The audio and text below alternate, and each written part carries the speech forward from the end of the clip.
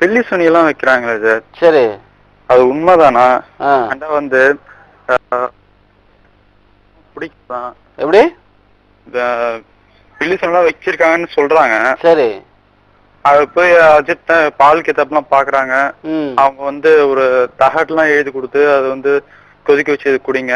சரி, அப்புறம் ஏதோ ஒரு துவா எழுதி கொடுத்து சொல்லுங்க. துவா ஓதுனா தகடு குடிக்க சொல்றாங்க, தண்ணீர் குடிக்க சொல்றாங்க. சரி சரி சரி சரி, அதற்கு விளக்கம் தருவாங்க. உங்களுடைய கேள்வின்னு சொன்னா பில்லி சூனியம் என்றெல்லாம் இருக்குன்னு சொல்றாங்களே, இப்போ அதனால் பாதிப்புக்கு உள்ளானவர்களுக்கு சில பேர் தகடு அது எழுதி கொடுக்குறாங்க, அதே போல பால் கித்தாபு அப்படிங்கிறாங்க, இன்னும் சில பேர் எழுதி அதை கரைத்து குடிங்க என்றெல்லாம் சொல்றாங்களே, இது வந்து மார்க்கத்தில் இருக்கிறதா அப்படின்னு கேட்டுக்கிறீங்க. இப்போ நீங்க முதலாவது கேட்டது அப்ப சிஹர் சூனியம் என்று ஒன்று இருக்கிறதா என்பது, ரெண்டாவது அதுக்குண்டான பரிகாரமாக நிவாரணமாக செயல்படுத்துகின்ற செயலை பற்றியது. இப்போ முதலாக இந்த பில்லி சூனியம் இருக்குதா அப்படிங்கிறத பார்ப்போம். பில்லி அப்படிங்கிறது என்னங்கிறது, சூனியம்ங்கிறது சிஹர் என்று நம்ம அரபியில சொல்லுவோம், அதுதான் சூனியம்னு தமிழ்ல சொல்லிக்கிட்டு இருக்கிறோம். அது இருக்குதுங்க. இது அல்லாஹ் குர்ஆனிலே சொல்லி காட்டுகிறான். மூசா அலைஹிஸ்ஸலாம் அவருடைய காலத்துல அந்த ஃபிரௌனோட ஆட்கள்லாம் இருந்தாங்கல்ல, அவங்களையெல்லாம் இறைவன் சாஹிரூன் சூனியக்காரர்கள் தான் அல்லாஹ் சொல்றான். அப்படிப்பட்ட சில காரியங்கள்லாம் அவங்க செஞ்சாங்க ஆரம்பத்தில் ஃபிரௌனுக்கு ஆதரவாக. கடைசியில் மூசா அலைஹிஸ்ஸலாம் அவர்களுடைய உண்மை நிலைப்பாட்டை விளங்கிய பிறகு அத்தனை பேரும் ஈமான் கொண்டு விட்டார்கள், ஃபிரௌனுக்கு எதிராக திரும்பி விட்டார்கள். ஆனா இவர்கள் அதற்கு முன்பே நிலையில் எப்படி இருந்தாங்க, சிஹர் செய்பவர்களாகத்தான் இருந்தார்கள் என்று அல்லாஹ் குர்ஆனிலே சொல்லி காட்டுகிறான். இப்ப நம்ம சிஹர்ன்ற ஒண்ணு இல்லை என்று சொன்னால் குர்ஆனுடைய வசனத்தை மறுக்கிறோம் என்றாவிடும். ஏன்னா சிஹர் வைக்கக்கூடியவர்கள் இருந்தார்கள் என்று அல்லாஹ் குர்ஆனிலே சொல்லி காட்டுறான். அப்படி ஒண்ணே இல்லைன்றா அந்த வசனத்தை மறுக்கிறது தானே, அது இறை நிராகரிப்பு, இறை குஃபருக்கு கொண்டு போய் சேர்த்துரும். குர்ஆனுடைய எந்த ஒரு வசனத்தையும் மறுக்கிறது அப்படிங்கிறதல்ல, ஒரு வசனத்தை மறுத்தால் கூட அவர் இஸ்லாமுடைய வட்டத்தை விட்டு வெளியேறி விடுவார். நம்ம சிஹர்னு ஒண்ணு இருக்கிறது. அதே போல அல்லாஹ் குர்ஆனில இந்த ஒரு கலையை பிறர் கற்று கொடுத்தார்கள் சிலருக்கு அப்படிங்கிறத இன்னொரு வசனத்துல சொல்லி காட்டுகிறான். யுஅல்லிமூனன்னாஸ ஸஹர, இவர்கள் பிறருக்கு சிஹர் அப்படிங்கிற சூனிய கலையை கற்றுக் கொடுத்தார்கள் என்றும் அல்லாஹ் குர்ஆனில சொல்றான். அப்ப கலைன்னு ஒண்ணு இருக்கதானே இவங்க எல்லாம் கற்றுக் கொடுத்தாங்கிறான். அப்படி ஒன்னே இல்லைண்டா அப்ப அந்த கலையை இவர்கள் கற்றுக் கொடுத்தார்கள் என்று இறைவன் சொன்ன அந்த வசனத்தை என்ன செய்யறது? அப்ப அதனால சிஹர் என்பதே இல்லை என்று யாரா மறுத்தால் அவர் இந்த வசனத்தையும் மறுக்கிறார். குர்ஆனுடைய ஒரு வசனத்தை மறுத்தாலும் கூட இஸ்லாம்ங்கிற வட்டத்தை விட்டு வெளியேறி விடுவார். ஏன்னா அல்லாஹ் தஆலா அந்த அப்படி ஒரு கலை இருக்கிறது, அதை தெரிந்தவர்கள் தெரியாதவர்கள் கற்றுக் கொடுத்தார்கள் என்று அல்லாஹ் குர்ஆனிலே சொல்லி காட்டுகிறான். சரி, அந்த கலையின் மூலம் என்னென்ன விளைவுகளை ஏற்படுத்த முடியும்னு சொல்லும் பொழுது அல்லாஹ் உதாரணத்துக்கு ஒன்ன சொல்லி காட்டுறான். யுஃபர்ரிகூன பைனல் மர்இ வ ஸௌஜிஹி, இந்த கலையின் மூலமாக ஒரு கணவன் ஒரு மனைவி இந்த ரெண்டு பேருக்கு மத்தியில பிரிவினை ஏற்படுத்தி விடுவார்கள். கணவன் மனைவிக்கு மத்தியில பிரிவினையும் வேறுபாட்டையும் உண்டு பண்ணி விடுவார்கள் இந்த கலையின் மூலமாக என்றும் அல்லாஹ் குர்ஆனிலே சொல்லி காட்டுகிறான். அப்ப சிஹ்ருங்கிறது ஒண்ணு இல்லை என்றால் இதை எல்லாத்தையும் மறுக்கிறார்கள் என்றாகும். குர்ஆனை வசனத்தை மறுத்து விட்டால் இஸ்லாத்திலே இடம் இருக்காது. அதனால இறைவன் சொல்றதை அப்படி ஏற்றுக்கொள்ள வேண்டும். அதுதான் அடியார்களான நமது கடமை. இது அல்லாஹ் சொல்றான், இப்படி ஒரு கலை இருக்கிறது, தெரிந்தவர் தெரியாத கற்றுக் கொடுத்தார்கள், இதுக்குன்னு இப்படி எல்லாம் செய்தார்கள் என்றெல்லாம் தெளிவா சொல்லி இருக்கும் பொழுது அப்ப அதுவெல்லாம் இல்லைன்னு எப்படிங்க நம்ம மறுக்க முடியும்? அதனால இருக்குது. ஆனா இந்த கலையை கற்றுக்கொண்டு பிறருக்கு தீங்கு செய்தான் வச்சுக்கிறங்களேன், மிகப்பெரிய பாவம் என்பதையும் நபி நாம் ஸல்லல்லாஹு சொல்றாங்க. பெரும் பாவங்கள் என்று பட்டியல் இடுகின்ற போது நபிகள் நாம் ஸல்லல்லாஹு அலைஹி வஸல்லம் அவர்கள் அஸ்ஸஹர் பிறருக்கு சூனியம் செய்வது என்றையும் சொல்லியிருக்கிறாங்க. சூனியம் செய்தல் ஒன்று இருக்க போய் தான் பெரும் பாவங்களில் அதை இணைத்திருக்கிறார்கள் நபிகள் நாம் ஸல்லல்லாஹு அலைஹி வஸல்லம் அவர்கள். அதனால சிஹ்ர் என்ற ஒரு கலை இருக்கிறது, ஆனா அதை பயன்படுத்துவது, அதாவது இந்த மாதிரி தகாத செயல் பயன்படுத்துவது பொல்லாத ஹராம் ஆகும்.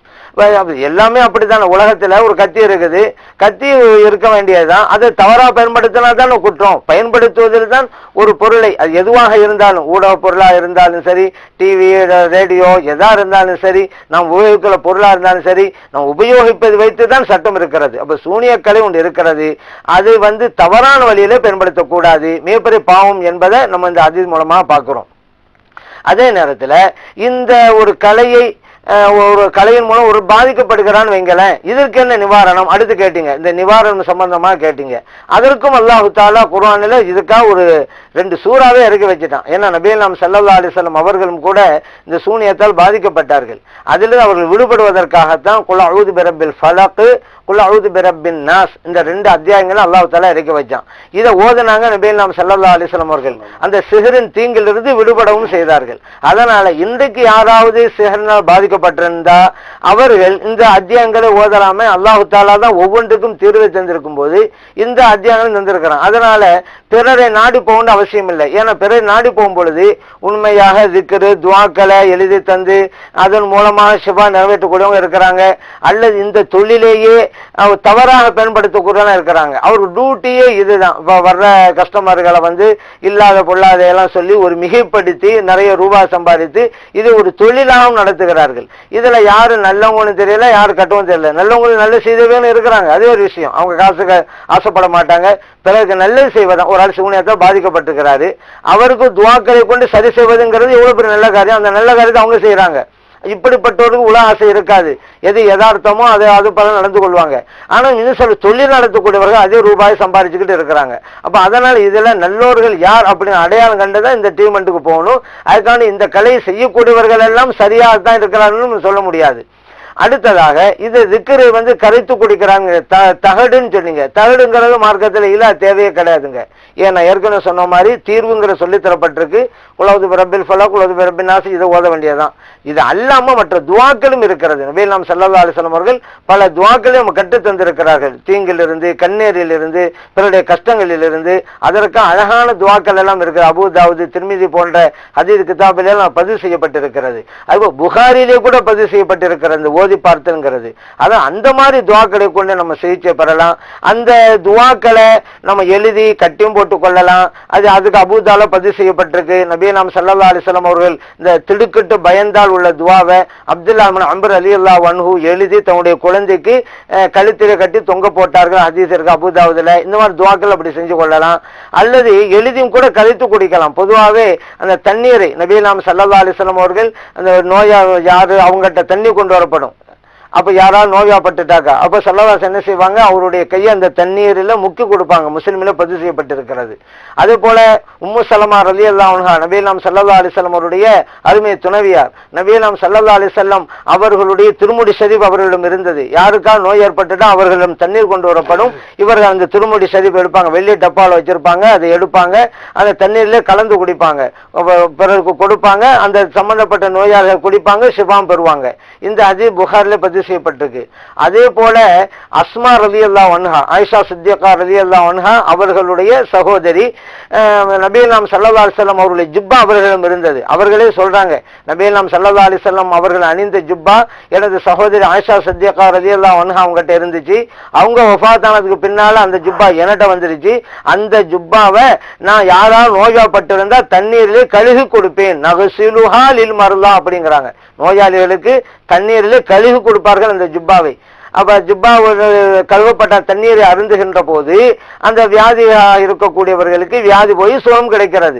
இந்த ஹதீஸ் முஸ்லிமிலே பதிவு செய்யப்பட்டிருக்கிறது. அப்ப இது போன்று தண்ணீரை அந்த வியாதிக்காக பயன்படுத்துவது அப்படிங்கிறதும் நம்ம ஹதீஸ்களை பார்க்கிறோம். இப்ப சொன்ன ஹதீஸ்களை புகாரி முஸ்லிம் பார்க்கிறோம். அதன் அடிப்படையில குர்ஆனுடைய வசனங்களை அந்த தண்ணீரில் எழுதி கரைத்து குடித்தால் அதுவும் நல்லதுதான். ஆனால் நாம் செய்ய வேண்டியது திக்ர்களாக, துஆக்களாக, குர்ஆனுடைய வசனங்களாக இப்படி இருக்க வேண்டுமே தவிர இணை வைப்புள்ள வாசகங்கள், பிற சமூகத்து மக்கள் இருக்கக்கூடிய மந்திரம் படிக்கக்கூடியவர்கள் அங்கெல்லாம் போனோமாக்கா அது ஷிர்க் என்பதை நபிகள் நாயகம் ஸல்லல்லாஹு அலைஹி வஸல்லம் சொல்லியிருக்காங்க. 2 சொல்லி இருக்கிறாங்க.